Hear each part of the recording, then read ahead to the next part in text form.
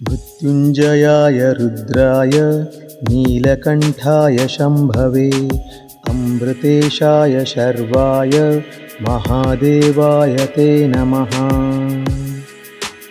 ಸ್ನೇಹಿತರೆ ನಮಸ್ಕಾರ.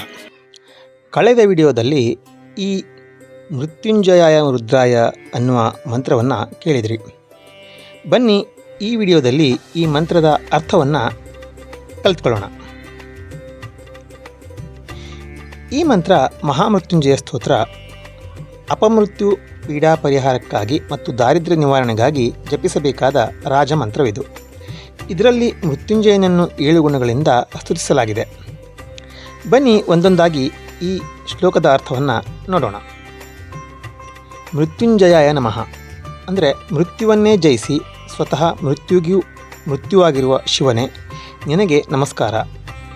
ಪರಮೇಶ್ವರನಿಗೆ ಜನ್ಮವಾಗಲಿ ಅಥವಾ ಮರಣವಾಗಲಿ ಇರೋದಿಲ್ಲ ಅಲ್ವಾ? ಸೊ ಮೃತ್ಯುಂಜಯನಿಗೆ ನಾವು ನಮಸ್ಕಾರ ಮಾಡ್ತಾ ಇದ್ದೀವಿ ಅಂತ ಅರ್ಥ. ರುದ್ರಾಯ ನಮಃ ಅಂದರೆ ರುದ್ರನಿಗೆ ನಮಸ್ಕಾರ. ಭಯವನ್ನು, ಕಷ್ಟವನ್ನು, ಸಂಕಟಗಳನ್ನು, ಆಪತ್ತುಗಳನ್ನು ದೂರ ಮಾಡುವ ಶಿವನಿಗೆ ರುದ್ರ ಅಂತ ಕರೀತಾರೆ. ರುದ್ರ ಎಂದ ಕೂಡಲೇ ಸಕಲ ಸಂಕಟಗಳು ಕೂಡ ಭಸ್ಮವಾಗಿ ಹೋಗುತ್ತವೆ. ನೀಲಕಂಠಾಯ ನಮಃ.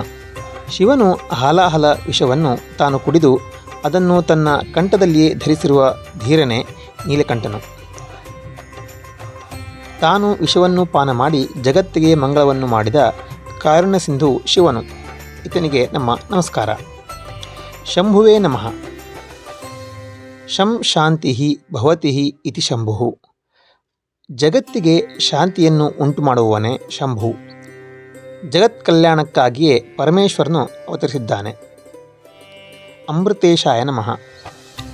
ಅಮೃತಂ ಮೋಕ್ಷಂ ತಸ್ಯ ಈಶಃ. ಅಮೃತೇಶಃ ತನ್ಮೈ.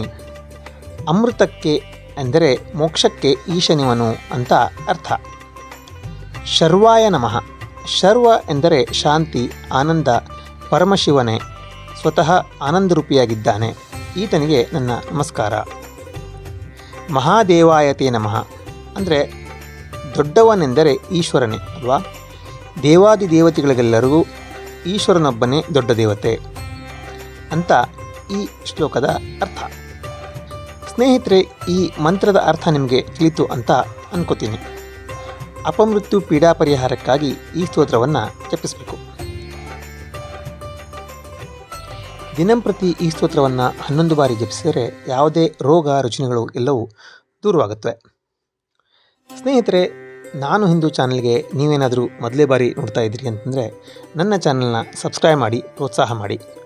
ಅಷ್ಟೇ ಅಲ್ಲದೆ ಈ ವಿಡಿಯೋವನ್ನು ಲೈಕ್ ಮಾಡಿ ನಿಮ್ಮ ಸ್ನೇಹಿತರಿಗೆ, ಬಂಧು ಬಳಗದವರಿಗೆ ಶೇರ್ ಮಾಡಿ. ಮುಂದಿನ ವಿಡಿಯೋದಲ್ಲಿ ಮತ್ತೆ ಸಿಗ್ತೀನಿ. ನಿಮ್ಮ ಮನೋಜ್ ಶಾಸ್ತ್ರಿ. ಧರ್ಮೋ ರಕ್ಷತಿ ರಕ್ಷಿತಃ. ನಮ್ಮ ಸಂಸ್ಕೃತಿ ನಮ್ಮ ಹೆಮ್ಮೆ. ಅದನ್ನು ಬೆಳೆಸೋಣ, ಅದನ್ನು ಉಳಿಸೋಣ. ಜೈ ಶ್ರೀರಾಮ್.